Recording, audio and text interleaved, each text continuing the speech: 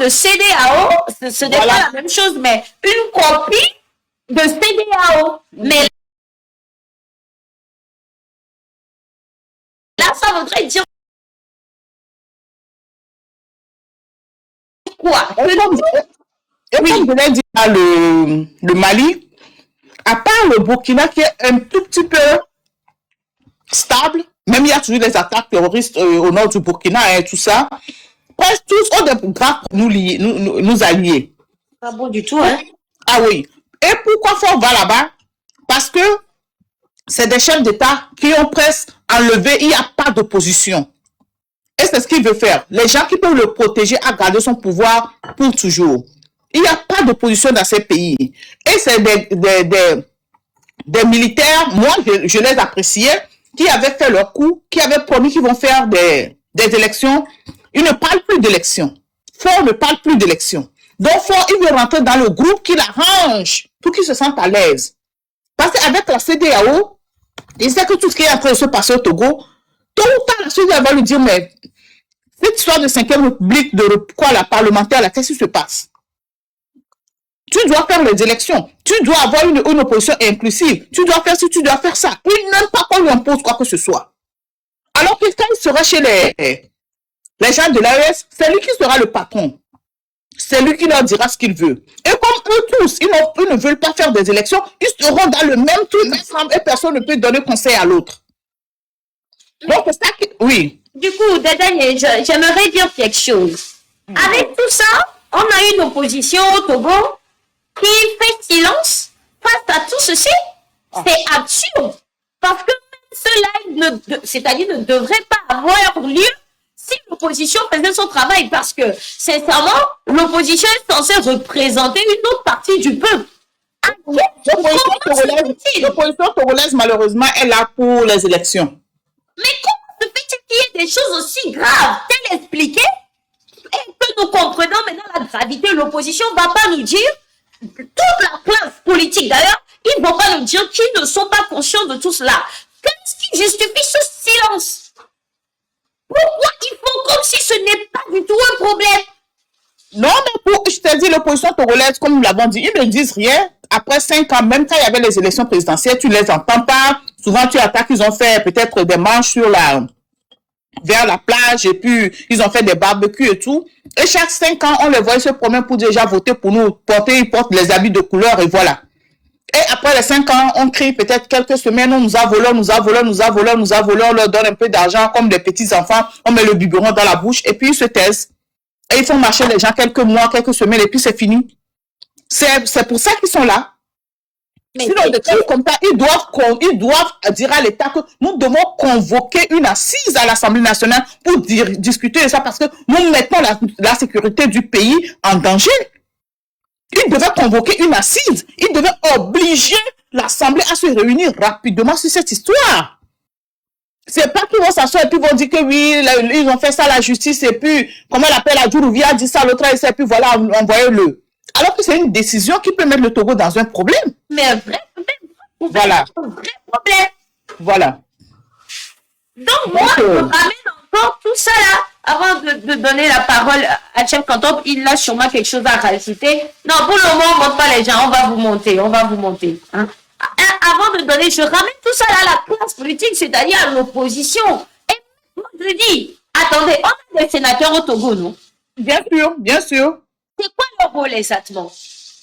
Ah, mais leur rôle de se rassembler quelquefois, s'il faudra des trucs, des décisions à prendre pour l'aider à s'asseoir plus longtemps ou plus confortablement dans son fauteuil, ils vont quand tu vois toutes les lois qu'ils signent, ils ne signent aucune loi pour allergir les souffrances de la population ou pour arranger la population.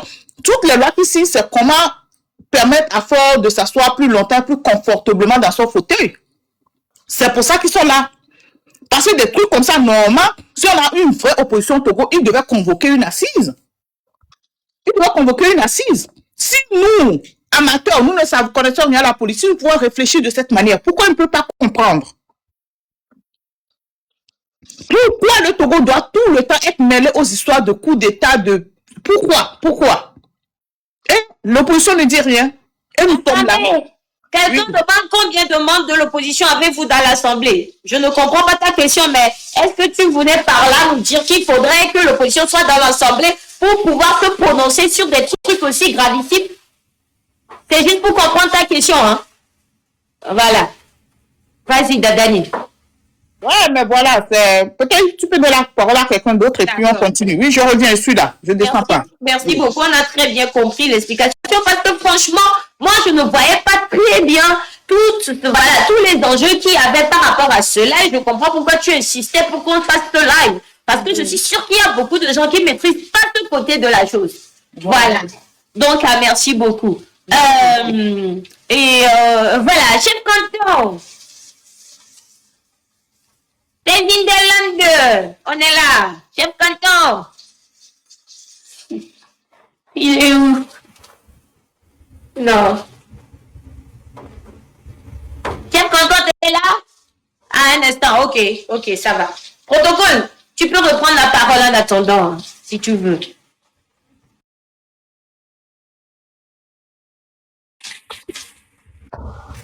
Ok, Parler, hein. Si la personne monte, on reste dans le sujet du jour. Oui, on reste dans le sujet. Il ne faut pas que quelqu'un vienne divaguer ici. Pardon. Voilà. Oui, vas-y, protocole. Hein. Ce que je voudrais rajouter, c'est que c'est délicat. Surtout que depuis le passé, le Togo, quand même, a offert des refuges à des anciens chefs d'État qui ont été déçus, que ce soit pour une longue durée ou une courte durée. Et parmi ces chefs d'État, aucun une extradition. Maintenant, le cas de Damiba, le pourquoi finalement le Togo a cédé à son extradition, ça doit beaucoup nous interpeller. Et l'hypothèse du choix, c'est-à-dire que le fait que on tend beaucoup plus vers l'AES est plausible. C'est-à-dire que, voilà, maintenant aujourd'hui, on peut ne plus faire confiance à la CEDEAO. Voilà, on va maintenant s'ouvrir à... Est-ce que tu peux quitter la chérie Coco là? Bon, voilà, je coupe mon micro. Voilà, je vais dire quelque chose rapidement. Vous voyez, c'est ça le problème du Togo. Depuis qu'on parlait ici, on a parlé de l'opposition. Personne n'a prononcé le nom de l'ANC. Pourquoi c'est toujours vous? Chaque fois que la population a le droit de demander des comptes à Faure Gnassingbé, mais elle a aussi le droit de demander des comptes à l'opposition. Si nous sommes aujourd'hui avec cette 5e République qu'on nous met à la gorge, nous n'arrivons pas à l'avaler, nous n'arrivons pas à la vomir, elle nous tient à la gorge, c'est à cause de l'opposition togolaise. Et quand on dit l'opposition, on ne dit pas seulement ANC, il y a le PNP. Le PNP a plus de pouvoir dans beaucoup de régions du Togo que l'ANC. Pourquoi eux ne sortent pas pour parler qu'on attaque l'opposition? Pourquoi c'est toujours vous? Vous ne voyez pas qu'en faisant ça, vous êtes en train de vous dévoiler à la face du monde? Vous dévoilez déjà qui vous êtes. Parce que chaque fois qu'on dit opposition, quand on veut parler on parle seulement de l'opposition. Vous n'êtes pas le seul parti d'opposition au Togo. On parle d'un problème général. J'allais le bloquer même. Quelqu'un se plaignait? Oui. Qu'est-ce qu'on vous a dit que l'ANC? On ne parle pas de l'ANC, on parle de l'opposition. Parce que vous là, vous nous fatiguez, on dirait que on a dit l'ANC aussi. On parle de l'opposition. Vous n'êtes pas le seul être humain au Togo. Après les élections, les dernières élections au Togo, vous n'étiez même pas deuxième après unir. Vous étiez troisième ou quatrième. Vous n'avez même pas pu gagner une mairie, on vous l'a offerte. Moyennant, vous savez quoi? Alors, laissez les gens tranquilles qu'on parle de Togolais. La vie du Togo est plus importante que votre ANC ou votre Fabre, ou je ne sais pas quoi là. Mais il y a des Togolais. On dit l'opposition. Si l'opposition, attendez, soyons sincères. Quand le RPT Uni voulait faire cette bêtise-là de 5e République, ils ont commencé à parler de ça en 2023. Si on avait une opposition qui était vraiment éveillée, qui était vraiment active, et qui s'était levée depuis, peut-être qu'on ne serait pas ici. Vous comprenez? Maintenant, il y a un problème sur la table. Nous en parlons. on dit, l'opposition doit demander quelque chose, on doit demander des comptes. Même si c'est une seule personne qui est dans l'Assemblée nationale. Tu n'es pas du Sénat, non? Oui, là, c'est le Sénat.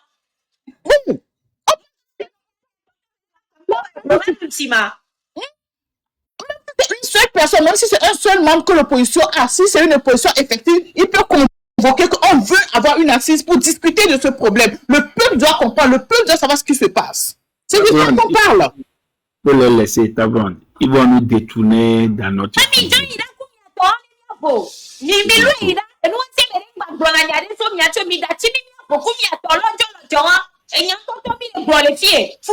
paix.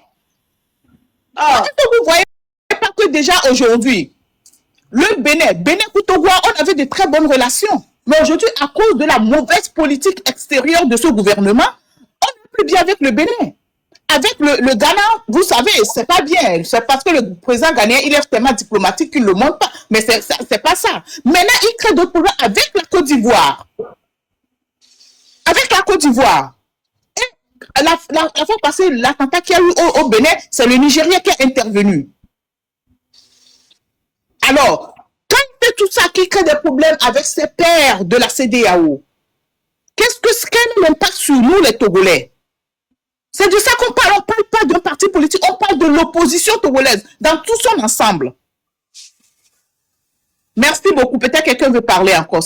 Merci, arrêtez vos commentaires à la con de l'ANC. Non, de toute façon, on est très fatigué d'eux. Nous, on a des vrais sujets ici. On veut vraiment clarifier les choses pour que les gens comprennent quels sont les enjeux, comment ça doit évoluer pour le peuple togolais, par rapport à nous qui luttons. Voilà. Quoi. C'est pour ça que j'ai parlé du Sénat même. J'aimerais bien comprendre le rôle du Sénat au Togo. Parce qu'une telle affaire des choses comme ça au Togo, le Sénat devrait se prononcer. Comme Tabron le dit, il devrait avoir une assise. Voilà. Pour décider, pour que ce ne soit pas Fon Yassine Bessel qui décide de ce truc qui est très stratégique pour le lendemain politique de notre pays. Donc, vous nous foutez la paix. Merci. Francisco, Fofo et Tono. Oui, bonsoir, Esseni, bonsoir, Cameroun. Mais quoi, des fois, il y a des gens qui sont là, ils mettent les sujets importants, ils disent, on va sortir, on va mettre des ordres, on va se détourner, mais sortir les sujets. Et ils ont l'habitude de le faire. Et, mais quoi, il est temps. Et, prochaine live que Midian si c'est table ronde. En français, si possible, parce il y a beaucoup de gens qui sont connectés, si possible. Prochaine live, et moi je préfère qu'on doit inviter certains spécialistes, par exemple les gens comme les Lions, avec Radio Avouleté, il y a certains gens, on doit les inviter. Francisco, désolé, on va pas. Désolé. Donc, on les invite pas. Non. On les prend pas. Non, je comprends que tu veuilles bien qu'on invite des gens, mais les gens là, non, on ne veut pas problème. On a beaucoup de grands frères qui sont très avisés, qui ont beaucoup d'informations. Quand les grands frères Marcel, là, ils sont déjà très avisés pour nous. Oui, on a d'autres grands frères. Mon frère, fais-nous confiance. Quand on te dit on a des grands frères, on a des grands frères. Et on avance. On a des grands frères qui se connaissent vraiment à la matière. Si on veut avoir 10 maintenant sur les panels, il suffit que je prenne le téléphone, je les appelle, vont monter ici pour nous éclairer. On n'a pas besoin d'avouer de Lyon. Quel est vraiment le rôle d'un opposant dans un pays? Là, les spécialistes vont bien nous expliquer et ils vont attendre. Donc, c'est dans ça qu'ils voient qu'ils n'assument pas leurs responsabilités. On a le droit de parler, d'appeler maintenant le nom de l'opposant. Donc, s'il ne veut pas, donc il faut qu'il démissionne. Vous voyez, on parle de l'AES, hein, sinon on risque de basculer le débat. On parle de l'AES, s'il vous plaît. L'histoire de l'AES. De l'AES, l'extradition de Damiba, qu'est-ce qu'il y a là, on est Togobé Douadjo. Sinon, l'opposition, là, pour le moment, c'est pas notre problème. Voilà. C'est très simple. C'est la population qui doit se lever, dire qu'il faut que Damiba quitte le Togo. C'est tout, c'est très simple. Il a quitté. Je crois que vous n'êtes pas renseigné. Ah, moi, je ne suis pas au courant. Donc, il n'est plus au Non, vous Togo. n'êtes pas au courant. Donc, il faut suivre le live et vous allez mieux comprendre. Sinon, vous risquez de dévier le live. Je suis en bas. Oui, c'est bon. Ok. Merci, Fofo. Merci. Merci. Et on rentre Marcel Wilson.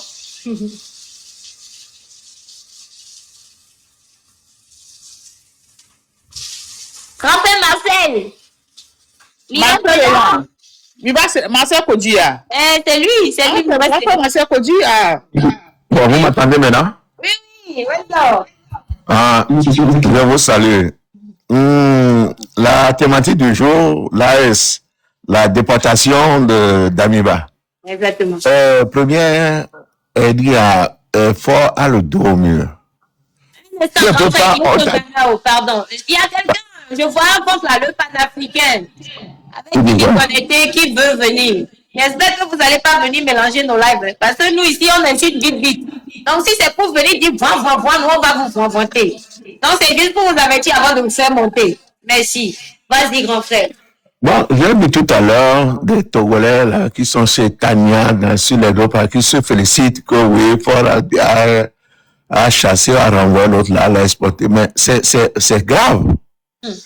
Un chef d'État, on ne peut pas, vous avez compris, depuis le temps de Yadema, il y a les sans-vibi, protocole a fait une longue liste, les sans-vibi, Patassé, beaucoup sont venus ici, Patassé a quitté ici avant d'aller prendre le pouvoir.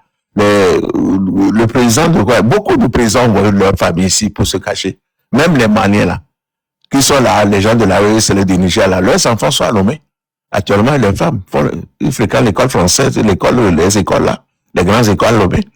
Vous comprenez? Il est, le mot me manque, il est interdit, pas interdit, mais dans les accords de la CEDEAO, on ne peut pas déporter un chef d'État. Si c'est qu'il aurait détourné, c'est pour des trucs financiers, oui, on comprend. Soit on peut le juger ici, demander à la justice, truc là de venir, ou bien ce serait un procès international. Vous comprenez? Mais le faire déporter et avec un avion cargo du Burkina et l'envoyer, c'est grave ce que Fort a fait. Vous comprenez? D'abord, oh oui, c'était un avion cargo qu'on a mené militaire qui est venu le prendre.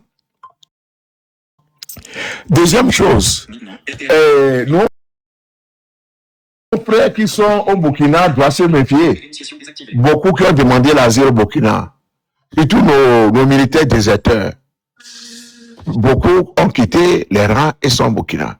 Ils doivent commencer à se chercher dès ce soir, s'ils m'attendent.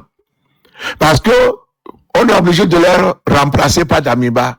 Parce que ce seraient les échanges du moment où on a envoyé Damiba.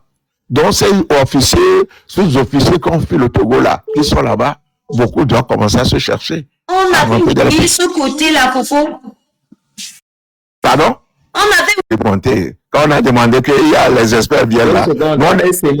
oui. Maître Agba est en bas. Maître Agba, si vous voulez monter, n'hésitez pas de oui, c'est ami. Ouais, Agba, il peut monter lui aussi. Il va nous donner les trucs juridiques.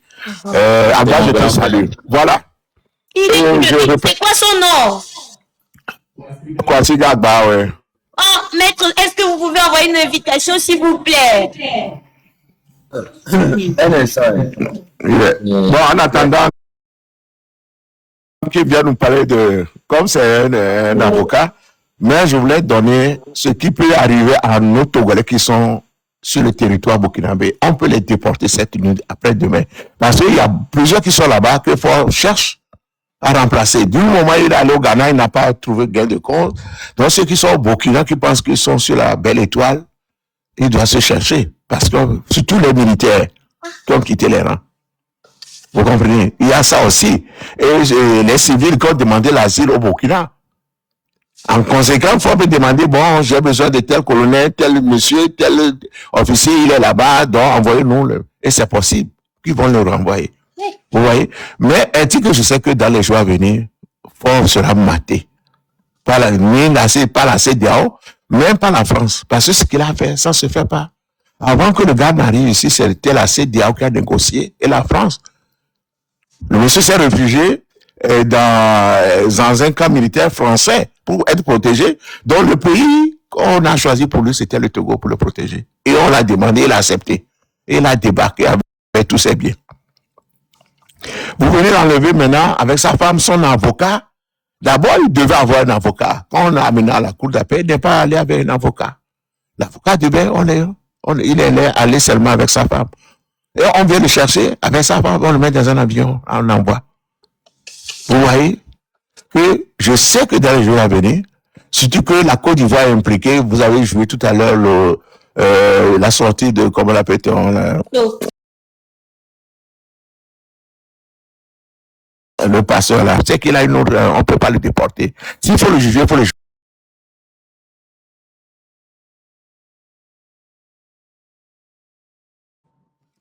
Le mettre en résidence surveillée. Vous voyez? Voilà, je ne sais pas, celui qui a donné ce conseil. Maintenant, je vois ces panafricains là, ces mangeurs de yayo là, qui se félicitent, oui, dire là, oui. Mais c'est que vous comprenez que demain, fort peut être frappé par un coup d'État, tout est possible. Nous, les Togolais, nous, ça nous arrange, hein. Si le Nigeria déploie ses militaires aujourd'hui, ou ses avions pour le frapper, nous, ça nous arrange. Parce que le monsieur est une gangrène pour nous. À cause de ses intérêts, des lingots d'or, des diamants qui vont venir du Burkina, qu'on va lui envoyer, et comprenez que c'est ça. Il faudrait devenir un importateur ou bien ou exportateur petit. Pardon. On peut bloquer la vie. Non, c'est les hommes du terrain. Oui, non, on va le bloquer. Donc, on ne veut pas des gens intelligents. Oui. Voilà. Merci. Donc voilà, ce que je suis en train de dire en attendant de donner la parole à Maître Agba. Voilà ce que je peux revenir dès que Agba va faire son développement. Je reviendrai. Mais que les gens comprennent que nos réfugiés qui sont au Burkina doivent commencer à faire leurs valises. Sinon, beaucoup seront déjà mais on va les ramener, puis on va les déjà. Donc, comprenez ça. Merci. Merci beaucoup, Dr. Marcel. Grand Maître Agba. Yo, bonsoir à tous. Comment vous allez? J'espère que tout le monde se porte bien. Donc, bonsoir à tout le monde. En tout cas, je ne vais pas citer tous les noms. Ce qui est en train de se passer actuellement au Togo est grave. Très grave dans la mesure où, quand on parle de mandat d'arrêt et qu'on parle d'extradition, c'est quelque chose de très important. Déjà, c'est une question de crédibilité au niveau de la justice du pays dans lequel on demande d'extrader une personne. Et l'enjeu est éminemment politique et aussi judiciaire. Déjà, le Togo avait pris soin d'abroger la peine capitale en 2009. Cela voudra dire que le Togo s'est aligné sur la situation de la France, sachant que quand on parle de la justice togolaise avec le droit togolais, c'est une inspiration de droit français. En France, ici, on ne peut pas extrader une personne vers un État dans lequel elle encourt la peine capitale. Ici, nous avons le Burkina Faso, qui a restauré la peine capitale, et malgré tout, l'État togolais s'est pris dans cet étau de renvoyer quelqu'un vers cet État, sachant que ce que la personne encourt comme peine, c'est la peine capitale. Déjà, je ne vais pas rentrer dans les détails en ce qui concerne la législation burkinabé. Ben, je me permets quand même d'attirer l'attention sur le fait que cette restauration de la peine capitale est une loi impersonnelle. Parce que c'est une manière de viser, sinon une personne, ou du moins une catégorie de personnes. C'est-à-dire les personnes qui gênent la personne qui dirige le Burkina Faso et autres. C'est ça la question. Aujourd'hui, nous nous retrouvons dans une situation dans laquelle nous sommes en complet déni de droit. Qu'est-ce qui s'est passé le vendredi quand ce monsieur avait été amené à la cour d'appel et que d'une manière un peu hâtive, on a décidé de l'extrader? Je pense que logiquement, quand on le fait et qu'on a affaire à une justice sérieuse, c'est le lieu de le démontrer.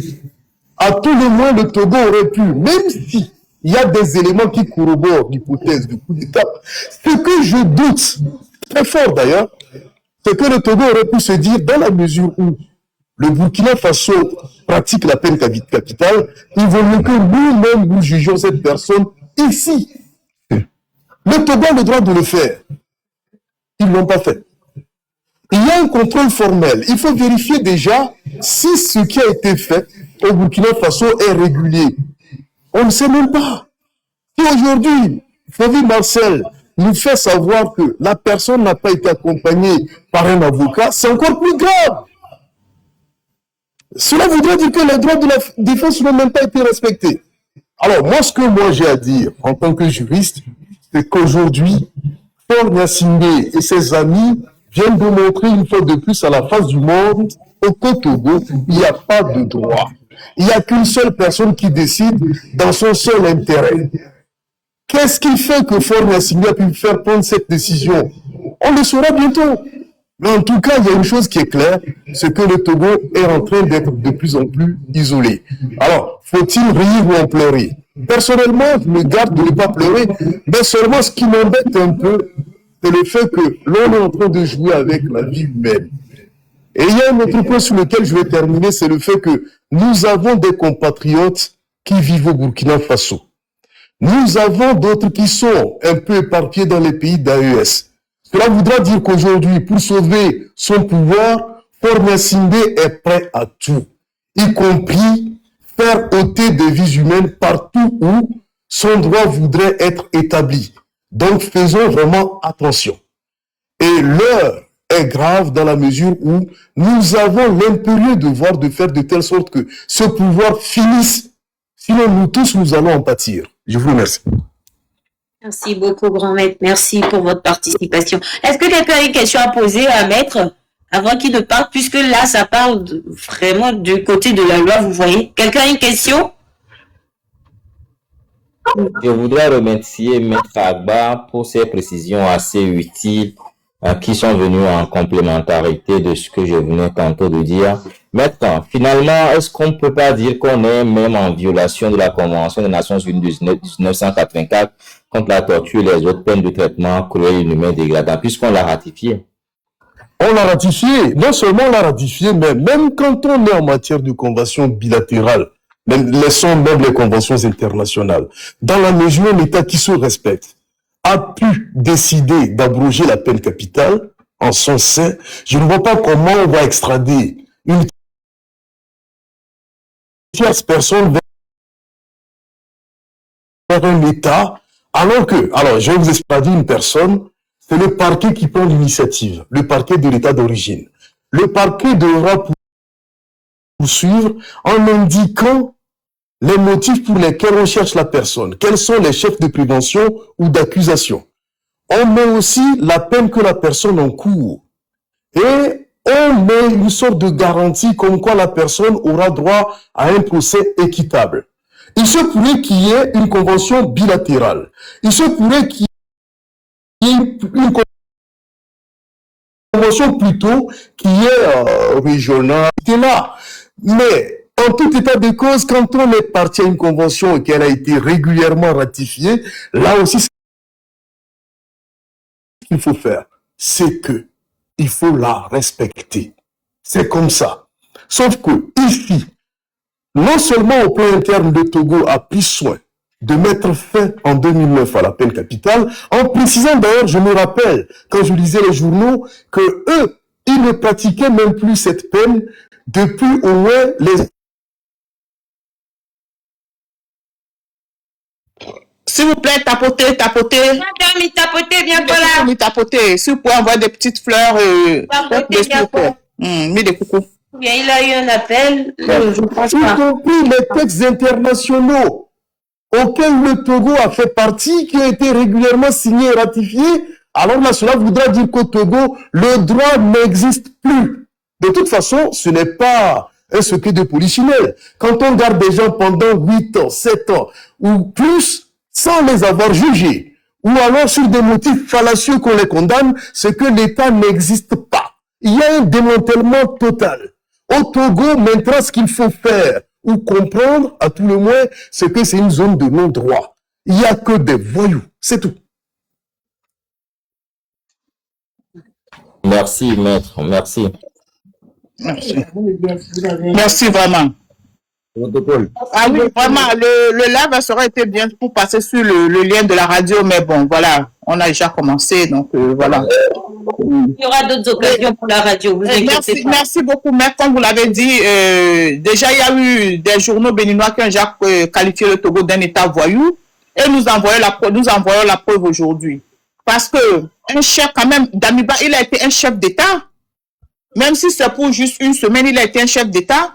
Et on ne peut pas le prendre juste comme ça et puis le ramener, passer par la cour d'appel. Et puis, c'est pas... Vous voyez, vraiment, c'est pas logique. Est-ce que la CEDEAO a été avisée? Est-ce qu'il y a eu une assise de la CEDEAO? Parce que quelque part, avant que Damiba ne vienne au Togo, la CEDEAO a informé fort. C'est avec l'accord de la CEDEAO et le soutien de la France que Damiba est parti au Togo. Est-ce que toutes ces autres institutions ont été avisées avant de ramener Damiba, comme nous le disons, un colis, parce que même ils disent ramenez-nous notre colis. Table ronde. Tout a été fait. Table ronde. Mon frère. Sont même les affaires protocolaires en ce qui concerne le statut d'une personne. Moi, personnellement, je n'ai que faire de ces situations parce que pour moi, une personne équivaut à une autre. Quel que soit le statut qu'on a dans la société, même le dernier des pauvres devra être protégé au même titre que celui qui a été président de la République ou je ne sais quoi d'autre. On a affaire à une personne pour laquelle on indique qu'elle a pu vouloir exercer un coup d'État, ce qui est à prendre par des pincettes.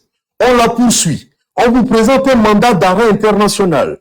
Vous êtes obligé de vérifier la régularité formelle, voir si la procédure est respectée. On ne vous demande pas de juger, mais sachant que la personne à qui plus est un statut de protection, parce qu'elle est réfugiée au Togo.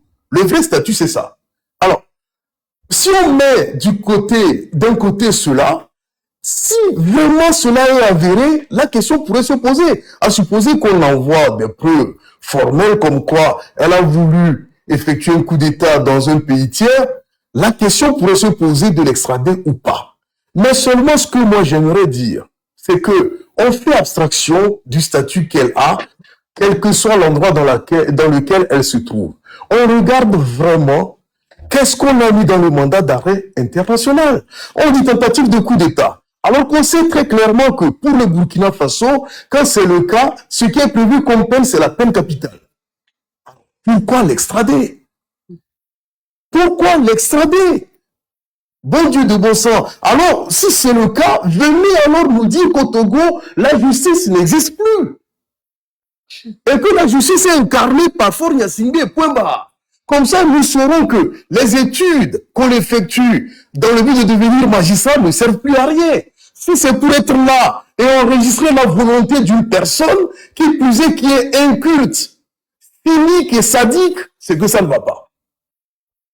Ça ne va pas. Ce n'est pas du droit, ça.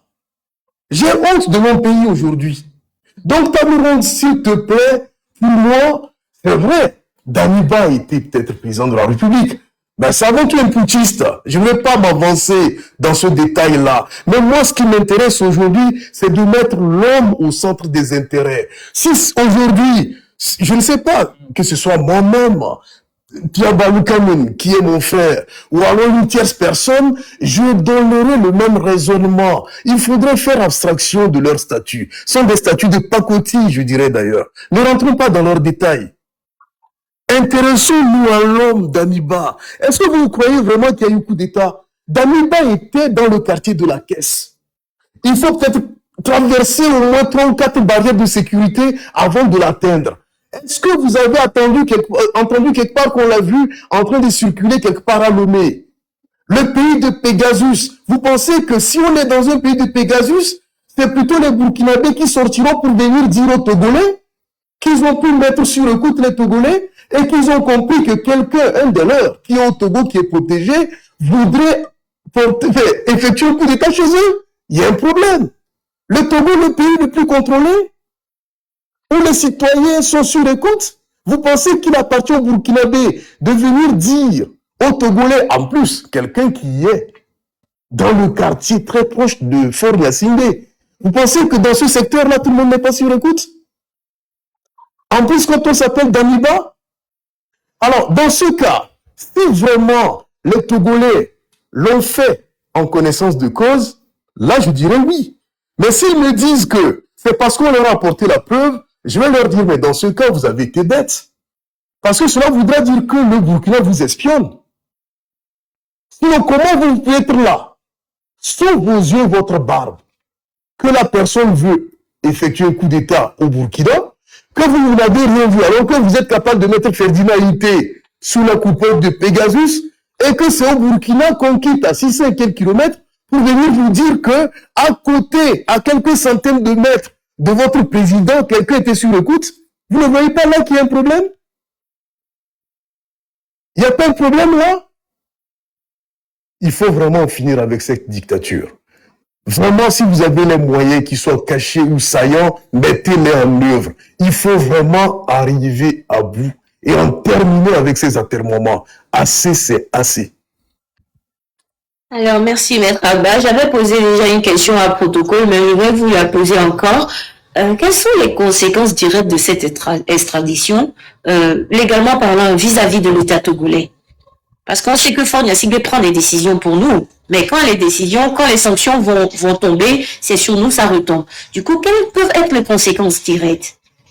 Le problème, c'est qu'il y a des conséquences directes dans la mesure où il y a des accords auxquels le Togo a pu faire partie, qui ont été signés, ratifiés. C'est ce que notre frère vient de dire tout à l'heure. À partir de là, normalement, il peut y avoir des sanctions. Mais le problème, c'est que quand les sanctions sont d'ordre politique et diplomatique, ça sert à rien, ça n'a pas vraiment d'incidence. La preuve en est qu'on a vu le Togo qui a été condamné à plusieurs reprises par la Cour de justice de la CEDEAO pour non-respect de certains textes ou alors la violation flagrante et renouvelée des droits de l'homme. Mais quand bien même il y a des amendes pécuniaires, le Togo n'en a que faire. Comme on l'a dit, et qui est en train d'être répété aujourd'hui, c'est qu'on a affaire à un État voyou par des dirigeants qui sont comme tels. Du coup, ça ne peut pas changer en la matière. Par contre, si le Togo commence à être isolé diplomatiquement, ça peut avoir des effets. Et ça, je pense que ça ne va pas tarder à être fait. Parce qu'aujourd'hui, cela voudra dire que le Togo a foulé aux pieds les accords qui sont au sein de la CEDEAO et aussi des accords internationaux. Et qui plus est, il y a aussi des petits accords bilatéraux parce que dire que le Burkina doit récupérer Damiba, cela voudra dire que l'on est en train de valider la thèse selon laquelle la Côte d'Ivoire serait en train de vouloir en finir avec le président burkinabé. Il y a cet élément-là. Sachant qu'on a eu un antécédent depuis quelques semaines, donc depuis le 6 décembre passé, on va dire le 7 décembre, pour être plus précis, avec l'affaire du Bénin. Parce qu'on a vu un transfuge Tigri, ou comment l'appelle-t-on, qui serait passé en transit au Togo et qui serait peut-être quelque part vers le Niger. La trajectoire, pour certains, est bien claire. Donc aujourd'hui, l'on est en train d'être isolé. Donc il y a l'isolement au niveau diplomatique, en fait, qui peut faire qu'il peut y avoir des effets. C'est ça, en fait, a priori, les éléments sur lesquels on est certain que l'on peut avoir une avancée. En tout cas, pour nous, ce n'est pas si négatif que cela. Bon, avec le seul bémol en ce qui concerne le fait que c'est l'homme qui est au centre de tous ces débats-là. Je parle d'Amiba et peut-être aussi des compères avec qui il est. Parce que, à mon sens, s'ils ont tardé à rendre l'information officielle, la vraie, et qui se sont mis à mentir, d'abord à faire mentir à leurs influenceurs, comme quoi il n'y a eu rien, et qui sont allés même jusqu'à faire un faux communiqué du gouvernement togolais disant qu'il n'y a eu rien qui s'est passé, alors il faut s'interroger. C'est qu'ils sont en train d'arrêter sans doute des compères ou alors des compagnons de lutte de Damiba, le temps de les neutraliser d'abord avant de sortir l'information officielle. Est-ce qu'ils vont s'arrêter là? Est-ce qu'ils ont fini de les arrêter? Ça, j'ai un doute là-dessus. Donc, si des personnes ont des acquaintances quelconques avec Damiba, ou que des personnes soient activistes et qu'elles sont au Burkina, au Niger et peut-être au Mali, je pense que s'il y a une exhortation à leur faire, c'est de se mettre à l'abri. Merci beaucoup, maître. Dites-moi, une dernière question pour que je vous laisse tranquille. Quel est le rôle du Sénat dans notre pays? Il ne sert à rien. Déjà, quand on a des personnes qui ne sont pas dignes d'être respectées parce qu'elles ont été désignées, qu'est-ce que vous voulez qu'elles fassent? Très sincèrement. Est-ce que de vous à moi, vous attendiez de ces personnes qu'elles fassent quelque chose? Moi, non. Pour moi, c'est plutôt une maison de retraite qui a été créée pour certains. Et pour d'autres, en fait, un compte de récompense. C'est tout. C'est tout. C'est tout. C'est là pourquoi faire. Déjà, quand on est dans un état normal et qu'on a le Sénat, cela voudra dire qu'on a validé ce qu'on appelle le bicaméralisme. Cela voudra dire qu'on a un Sénat qui a plutôt un rôle technique, comme le cas de la France, et des députés, donc la Chambre des élus, qui représentent plutôt des circonscriptions, quand bien même il n'y a pas de mandat impératif et qu'elles sont censées être des représentantes de la nation. On a un Sénat technique à côté dans lequel on a des personnes qui viennent vraiment apporter un certain, je vais dire, une certaine valeur au niveau de l'élaboration des textes. Sauf qu'au Togo, on se retrouve là, on a nommé une bonne partie par le fait du président de la République, et pour d'autres, en fait, on a fait semblant d'élection. Donc, pour moi, tout ce ramassis de personnes ne servent à rien, sinon que pour dépenser nos budgets, s'asseoir là, discuter, et en attendant qu'on leur donne d'autres postes. C'est tout. Pour moi, ça sert à rien. Ça ne sert à rien. Rien. Sinon, normalement, si déjà des représentants d'une nation, je parle de l'Assemblée nationale, cette fois-ci, se respectent, normalement, on doit convoquer des ministres, leur poser des questions afin d'éclairer la nation sur l'état de la gestion des affaires et aussi de savoir un temps soit peu sur ce que c'est que la gestion du pouvoir au niveau exécutif. Est-ce que vous avez déjà vu un ministre en train d'être cuisiné par nos députés? Ça n'arrive pratiquement jamais. C'est une chambre d'enregistrement, comme on le dit en matière juridique. C'est tout. Merci beaucoup, grand maître. Vraiment, merci beaucoup pour la considération. Ça a été très, très, voilà. Merci. J'ai pas les mots. Je tremble un peu. En tout cas, merci beaucoup. Quelqu'un a quelque chose d'autre à dire, à mettre? Non, c'est juste pour, je vous remercie vraiment, mon grand frère, et merci pour votre participation. Je sais que tu es toujours là dès qu'on a besoin de toi pour nous éclairer, pour nous aider, et ça me fait vraiment plaisir d'être là aujourd'hui.